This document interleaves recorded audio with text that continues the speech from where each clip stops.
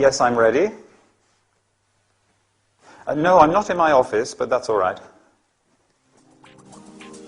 Hello, thanks for tuning in to me. Agony Aunt Emma, celebrity agony aunt of City Live FM. I'm very glad you tuned in because we have a special guest today. Live from his London office, Al, the training manager of a legal firm. Hi, Al. Hi, Emma. And thank you for inviting me to talk to you. Thanks to you. It's such an honor having the opportunity to talk to you. I know that you have a lot of responsibilities and that you play a key role in the management of your firm. Well, yes, I do. I've always wondered what people like you look like, what kind of life they lead. It must be exciting. If you consider a 10-hour working day exciting. Being a training manager is a very demanding job. Sure. What kind of programs do you run?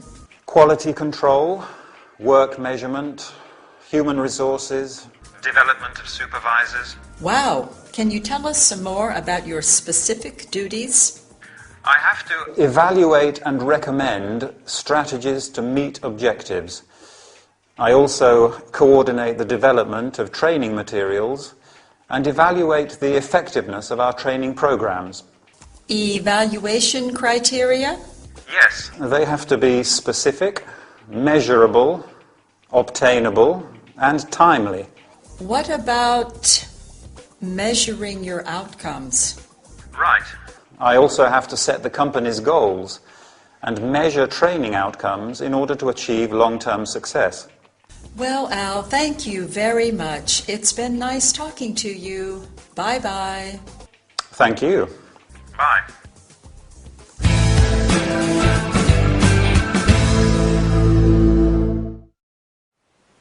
Welcome back, everybody. Ready for a business training session? I hope so. In fact, we are going to talk about a very important aspect of every successful business: training programs. We are going to learn about terms and verbs related to training and company management. Emma is interviewing Al, training manager of a law firm. As you have heard, Al deals with training programs. Training is the process of preparing staff for the skills needed for a particular job. The first question Emma asks is, what kind of programs do you run? A program is a series of steps to carry out or objectives to achieve. You can run, carry out, and offer a program. The programs are, do you remember? Quality control, work measurement, human resources, and development of supervisors. Then Emma asks, can you tell us some more about your specific duties? A duty is something that you have to do because it's part of your job. Al answers that he evaluates and recommends strategies to meet objectives. An objective, or aim, is something that you plan to do or achieve. You can meet or achieve an objective. Al has also to coordinate the development of training materials and evaluate the effectiveness of training programs. You can say training materials, training programs, or training courses. Training can be intensive, high quality, individual, etc. Can you remember what evaluation criteria are? Let me help you. They have to be specific, measurable, obtainable, and timely. In other words, They have to be precise, easy to measure and obtain, and they have to happen at the right time. Finally, Al says, I have to set the company's goals and measure training outcomes in order to achieve long-term success. A goal is an aim or purpose. An outcome is a result or effect of an action. You can set, have, and establish a goal and achieve, have, and enjoy success. For example, you have set the goal of learning English, and I am sure you will achieve huge success. That's all we have time for today. Keep practicing your English, and I'll see you next time for another workout. Bye.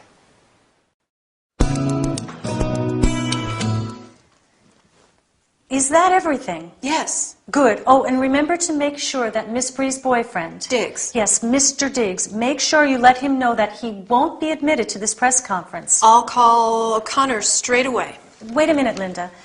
Let's go through it all one last time. I want to be 100% sure we haven't forgotten anything important. But we've just been through it twice. I'm 200% sure we didn't forget anything. Well, I'm not. So bear with me one more time and I'll let you get on with your work. Fine. Okay.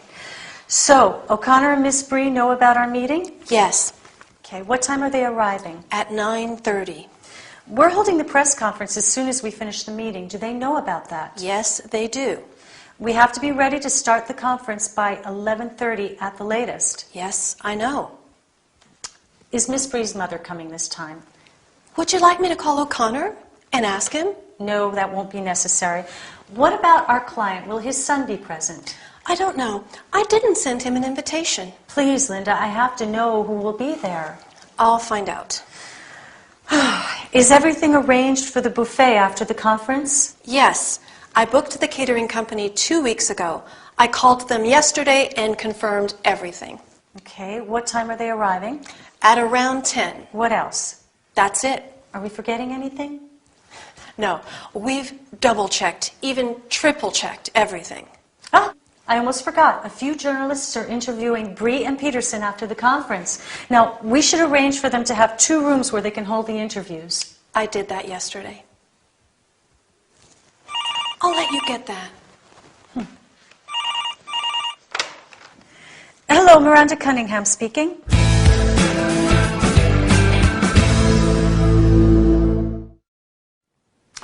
Hi, everybody. It's lucky Linda manages to sneak out before Miranda decides to check everything again. Linda is sure that everything is arranged for the meeting and the press conference next week, but Miranda wants to go through it all one last time. We're going to look at the different ways they confirm various arrangements.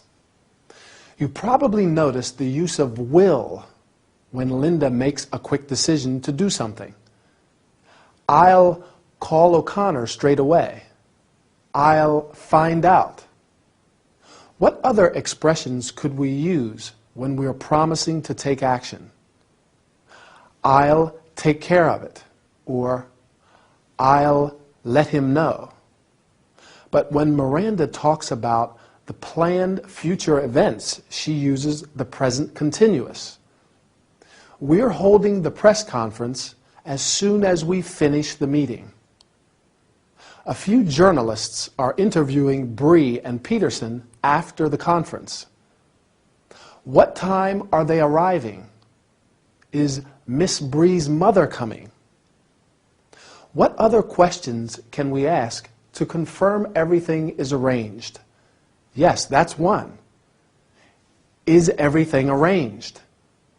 Miranda asks, is everything arranged for the buffet? Is everything ready? Is everything organized? Are we forgetting anything? Who will be there? She gives a few instructions as well. Make sure you let him know that he won't be admitted to the press conference. She's talking about Mr. Diggs. He won't be admitted to the press conference. A definite future event. It's not really planned. That's just the way it is. He won't be admitted. Maybe he caused a bit of trouble the last time. So she says, make sure you let him know. Make sure you do it. That means it's important that you do it. So be sure to do it. What about when Linda talks about all the things she's done? I booked the catering company 2 weeks ago. I called them yesterday and confirmed everything. I did that yesterday. Very efficient. Are you as efficient as Linda? Great. So did you get all that? Or shall we go through it one more time? No. I'm sure you got it. Bye for now. So, Rose, how are you? Not well. I have a serious problem. Please, tell me, what exactly is your problem? The situation at my workplace is unbearable. Why is that? I don't know why, but everybody hates me. Come on, Rose, you are exaggerating. No, I'm not. My colleagues hate me. The secretary hates me. The accountant hates me. The cleaning lady hates me. And do you know who hates me the most? No. Mr. Gradgrind. Oh, Mr. Gradgrind, your boss. You should see what dirty looks he gives me. Sometimes I think he would like to kill me. I understand, Rose. The problem is probably not as serious as you think. You could try being more flexible. That can be useful, but not with them. You could listen to them more carefully. Maybe there is just a misunderstanding. The problem is that they don't even talk to me. You could do something nice. I don't know. Buy flowers for the secretary. And the cleaning lady, a bottle of wine for your colleagues. That might be a good idea, but I'm not keen on doing such things. You could invite them to your place for dinner sometime.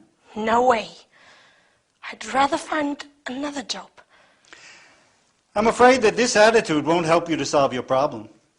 Why do you think so?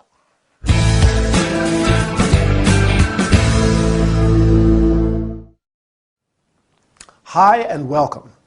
Do any of you have problems with colleagues? Well, I think that's quite a common problem, right?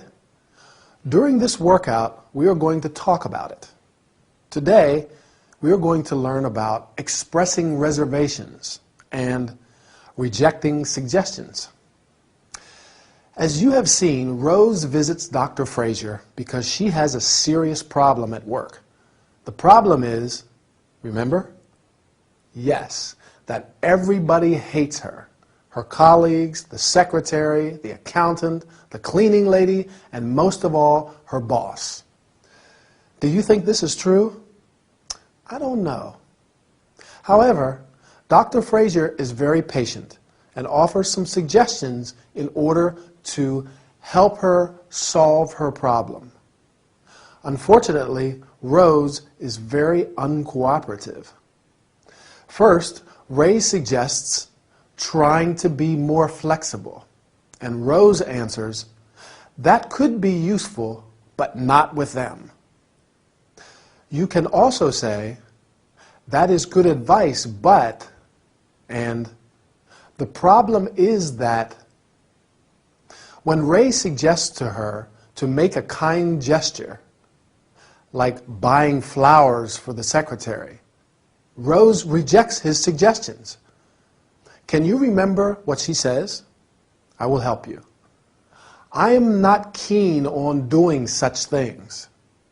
Keen means very interested, desirous to do something. For example, They were keen to start work, and he's keen on martial arts. Ray makes some other suggestions, and Rose replies, "No way," an expression used to tell someone that something is out of the question. And "I'd rather find another job," meaning that she would prefer to find another job instead of following Ray's advice. Do you think that Rose is going to solve her problem? I doubt that very much. That's all for this session. See you next time for another workout. Bye. Well, you've told me about your immediate family. Today I'd like you to tell me about the rest of your family. Grandparents, aunts, uncles, cousins. Do you want to know about my brothers and sisters? No, you're an only child, John. Just checking your memory. Right. Well, what can you tell me about your family? Well, let's see now. My family. We have a tradition of hairdressers in my family. My grandfather, on my mother's side of the family, was a hairdresser. My uncle Len, my mother's brother, is a hairdresser. I'm a hairdresser. Oh, and my father's cousin, Wendy, is a hairdresser. What a lot of hairdressers. Yep, all hairdressers. Do you get on with your uncle? Yes, we get on like a house on fire. He's like the older brother I never had. And what can you tell me about your grandfather? Oh, he died a few years ago. He was very affectionate and loyal to his family. You know, he met my grandmother when they were teenagers, and they were inseparable from that day on. She was his lifelong companion. Nice that. Yes. It's hard to find a well-matched couple nowadays. And what about your stepfather? My stepfather? Your mother's husband. Oh, I don't think of him as a stepfather. I just call him Donald or Don. What can you tell me about Donald? He's a hairdresser too. Oh. Like I said, all hairdressers. Now, if you ever need a haircut, you know who to call.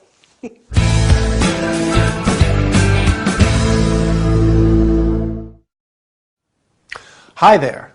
I lost count of how many hairdressers there are in Mr. Little's family. His grandfather, his uncle, his father's cousin, and his stepfather, and of course him. Well, I think this is the perfect opportunity to talk about family. This time we're going to look at all the family members outside the immediate nucleus. So let's say that the immediate family members are the parents, mother and father, and brother and sister. Now the extended family. Let's go in chronological order. We'll start with the older family members first. The grandparents, your mother and father's parents. Your grandfather and grandmother. Going down one generation to your parents' brothers and sisters, your mother or father's brother is your uncle, and your mother or father's sister is your aunt. Do you have any aunts or uncles? I have 2 aunts on my mother's side, my mother's sisters, and an aunt and an uncle on my father's side, and I have a lot of cousins. My cousins are my aunts and uncles' children. I have 5 cousins. I also have 3 nephews and 1 niece. They are my brothers and sisters' children. Mr. Little doesn't have any brothers or sisters, so he doesn't have any nephews or nieces. Do you? I like being an uncle. My little niece Sophie loves me and I play football in the park with my nephews. Now, what about the members of the family you acquire through marriage? When you get married, your husband's or wife's family becomes your family-in-law, and the members of your family become his or her in-laws. Mother-in-law, father-in-law, brother-in-law. For example, my brother is married. His wife is my sister-in-law. I'm her brother-in-law. If your parents get married again, the person they marry is your stepfather or stepmother, and their children are your stepbrothers and or stepsisters. Mr. Little's mother has a new husband. He's Mr. Little's stepfather, although he says he doesn't really think of him as his stepfather. What does he say about his uncle? He says they get on like a house on fire. That means they have a good relationship. They get on very well. What about his grandfather? He was affectionate and loyal. He and his wife, Mr. Little's grandmother, were inseparable, lifelong companions. Ray's right. It's not easy to find such well-matched couples. Two people who are perfect together. Well, that's it for now. See you again soon. Let me see. You made a reservation for our tour, Wonderful Australia, right? Yes. Is there anything I can help you with? I would like to verify all the details, if possible. Sure. That's what I'm here for. Shall we start with the departure date? I would like to leave August 8th instead of August 15th. Sure. Let's have a look. Yes, we have a place available on August 9th. That's fine by me. Is that all? No. I would like to visit Kangaroo Island, but it isn't included in the tour. That's true. One possibility could be an optional excursion. There's a flight from Adelaide that takes you to Kangaroo Island. That sounds fine. It might be a good idea to rent a 4x4 vehicle with a specialist guide. You can walk amongst Australian sea lions and visit a park where kangaroos come out late in the day to eat. Wow! Sea lions? Kangaroos? Terrific! Well, now let's speak about the price. Yes. The price of this excursion is £350 per person. 350 pounds per person? That's pricey. Yes, but I think it's worth the price. Would you like to see some photos? No, thank you.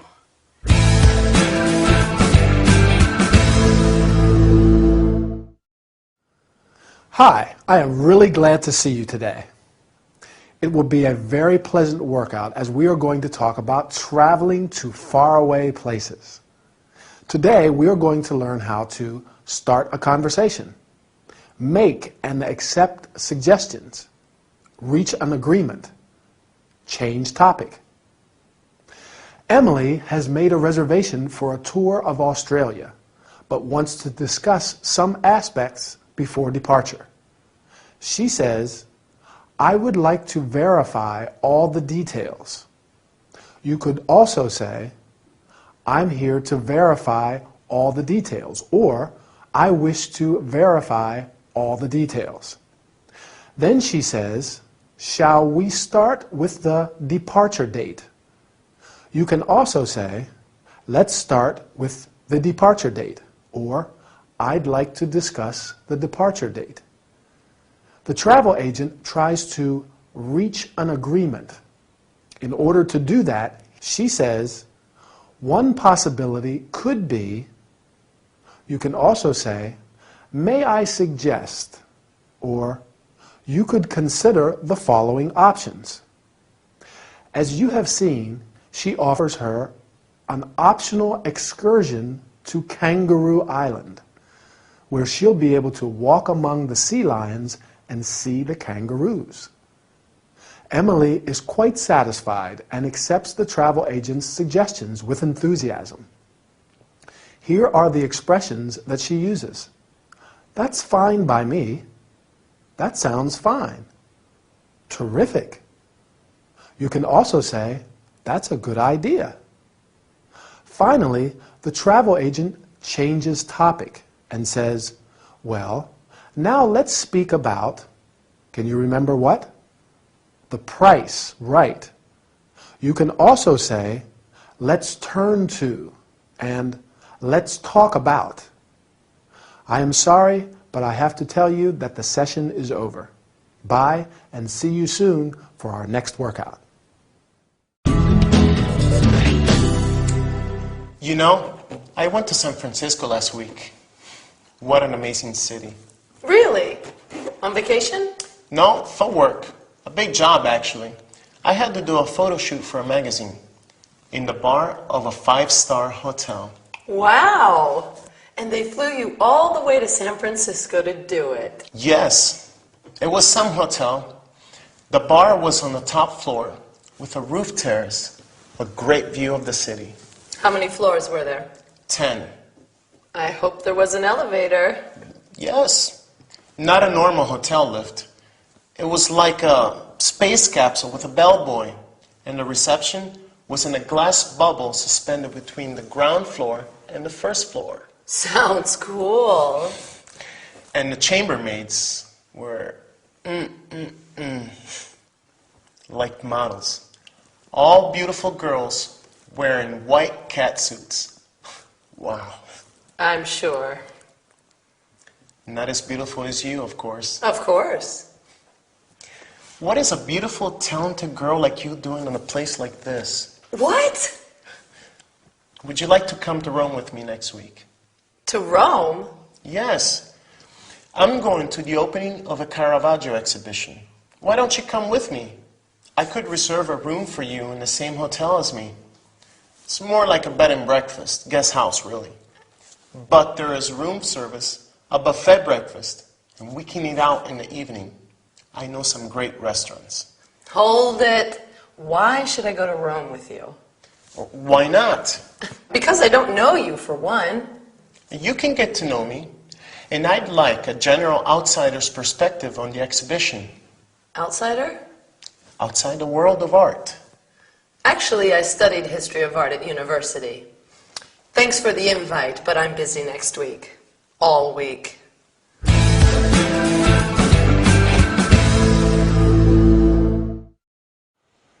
Hello again and welcome back. I don't think Archie got the reaction he expected from Emily. She was a little offended by his invitation, or invite, as she calls it. But let's get started with our training session. How does he invite her? Remember? Would you like to come to Rome with me next week? Why don't you come with me? He probably thought he was charming her with all the details about the hotel and the trip, but she turns him down. Now, as I want to talk about hotel and accommodation-related terms, I'm going to use Archie's descriptions of the 5-star hotel in San Francisco and the bed and breakfast in Rome to help me. I have to admit, the 5-star hotel does sound interesting. Do you remember what it was like? The reception was in a glass bubble suspended between the ground floor and the first floor. What do we call the person who works at the reception? The British term is hotel receptionist, and in the US it's hotel clerk. The person at the door of 5-star hotels is traditionally called the doorman, but door person is more politically correct. In the UK, they say the hall porter. Going back to the hotel in San Francisco, the lift or elevator was like a space capsule with a bellboy. The bellboy is the person who carries the guest's luggage and takes them up in the lift. Oh yes, lift is the British term, by the way, and elevator is the American term. Who else does Archie talk about? The chambermaids, apparently all very beautiful girls. A chambermaid cleans and takes care of the bedrooms in a hotel. Usually, in 5-star hotels, there's also room service and laundry service. Now, the B&B in Rome, where Archie is staying, is probably not as luxurious, but there is room service and a buffet breakfast. As the name suggests, bed and breakfast, the price of the room includes breakfast. We also call this kind of accommodation a guest house. If a hotel has a restaurant, you can often stay there half board or full board. That's when you eat all your meals in the hotel restaurant. I usually like to explore and eat out when I travel, don't you? Or stay in self-catering accommodation. Self-catering means it has a kitchen area where you can cook your own meals and save a bit of money. Eating out all the time is expensive. Well, that's all we have time for, so I'll say goodbye. See you again soon.